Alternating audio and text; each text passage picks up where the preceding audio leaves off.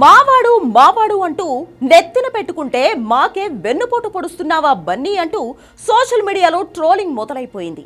ఇదెందుకో తెలియాలంటే ఈ స్టోరీ మీకు మొత్తం తెలియాల్సిందే. గత 2-3 సంవత్సరాలుగా పవన్ కళ్యాణ్, అల్లు అర్జున్ అభిమానుల మధ్య సోషల్ మీడియాలో జరుగుతున్న గొడవల గురించి ప్రత్యేకంగా పరిచయం అవసరం లేదు. ఈ ఇద్దరు స్టార్ హీరోలు మెగా ఫ్యామిలీ నుంచే వచ్చిన వాళ్ళ అభిమానుల మధ్య మాత్రం పచ్చగడ్డి వేస్తే భగ్గుమంటుంది. సినిమా విజయాలు, బాక్సాఫీస్ రికార్డులు, రాజకీయ సమీకరణాల చుట్టూ తలెత్తిన వివాదాలు తీవ్ర రూపం దాల్చాయి. పవన్ కళ్యాణ్ జనసేన పార్టీ అధ్యక్షుడిగా, ఆంధ్రప్రదేశ్ ఉప ముఖ్యమంత్రిగా రాజకీయంగా చురుకుగా ఉండగా అల్లు అర్జున్ సినిమాలపై ఫోకస్ చేశారు.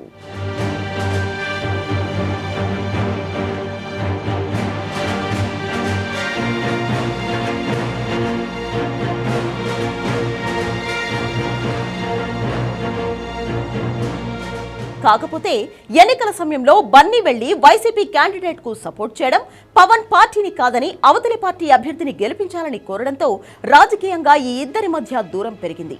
ఈ తేడాలు అభిమానుల మధ్య విభేదాలను మరింత పెంచేశాయి. సోషల్ మీడియాలో విమర్శలు, ప్రతి విమర్శలు ఎక్కువైపోయాయి. ఇదే ట్రోలింగ్ కు దారితీసింది. పవన్, బన్నీ అభిమానుల మధ్య ఉన్న విభేదాలను, వివాదాలను వైఎస్ఆర్ కాంగ్రెస్ పార్టీ తమ రాజకీయ ప్రయోజనాల కోసం తెలివిగా ఉపయోగించుకుంది. పవన్ కళ్యాణ్ జనసేన పార్టీకి మెగా హీరోలంతా ఏకాభిప్రాయంతో సపోర్ట్ చేశారు. కానీ బన్నీ మాత్రం రాజకీయంగా ఎప్పుడూ గోడ మీద పిల్లిలాగానే కనిపించాడు. అప్పుడప్పుడు ఆయన చేసిన పనులు వైసీపీకి అనుకూలంగా కూడా ఉన్నాయి.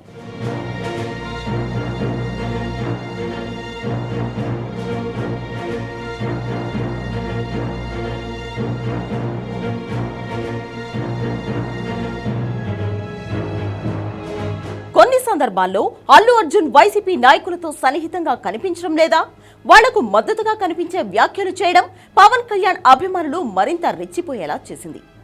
ఈ విభేదాలను రాజకీయంగా ఉపయోగించుకుని మెగా ఫ్యామిలీ జనసేన మధ్య చీలికను సృష్టించే ప్రయత్నం చేసిందనే వాళ్లు కూడా లేకపోలేదు. ఈ విధంగా పవన్, బన్నీ అభిమానుల మధ్య గొడవలు వైసీపీకి రాజకీయ అస్త్రంగా మారాయి.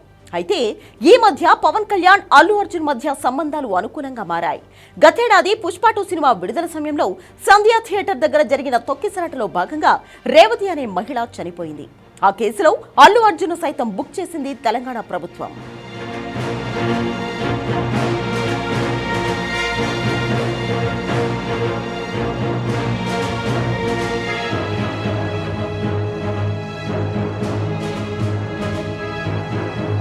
అప్పుడు ఈ కేసులో ఒకరోజు జైలుకు కూడా వెళ్ళొచ్చాడు బన్నీ. అప్పుడు మెగా కుటుంబం అంతా ఒక్కటైంది. అల్లు అర్జున్ కోసం నిలబడింది. చిరంజీవి వెంటనే షూట్ ఆపేసి మరి అల్లు అరవింద్ ఇంటికి వచ్చాడు. అలాగే పవన్ కూడా తెలంగాణ రాష్ట్ర పెద్దలతో చర్చించాడు. నాగబాబు సైతం అక్కడే ఉన్నాడు. అందుకే ఆ కేసు నుంచి బయటకు రాగానే ముగ్గురు మామయ్యల దగ్గరికి స్వయంగా వెళ్లి కలిసి వచ్చాడు బన్నీ. ఇక మొన్న అల్లు అరవింద్ తల్లి కనకరత్నం మరణం కూడా పవన్, బన్నీని మరింత దగ్గరయ్యేలా చేసింది. ఆ సమయంలో పవన్ కళ్యాణ్ వైజాగ్ లో జనసేన సభలో ఉన్నాడు. అయితే అది ముగించుకుని వెంటనే హైదరాబాద్ లోని అల్లు అరవింద్ నివాసానికి వెళ్లి సానుభూతి తెలిపాడు.